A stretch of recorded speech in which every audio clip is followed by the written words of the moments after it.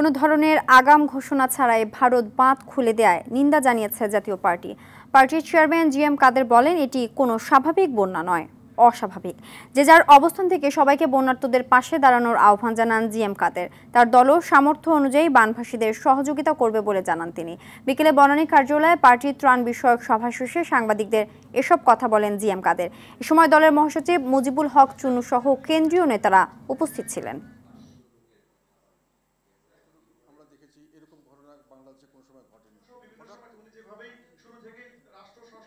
এটা স্বাভাবিক রুটিন ঘটনা নয়, এটা একটা অস্বাভাবিক ঘটনা ঘটেছে।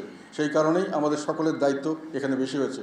এটা একটা জাতীয় পর্যায়ের একটা বড় বিপর্যয়, সকলে মিলে আমাদেরকে এটা মোকাবেলা করতে হবে। শুধু সরকারের উপর নির্ভর করে থাকলে বা দায়িত্বশীল যারা আছেন তাদের দায়িত্ব তারা পালন করবেন, তাদেরকে সহায়তা করতে হবে।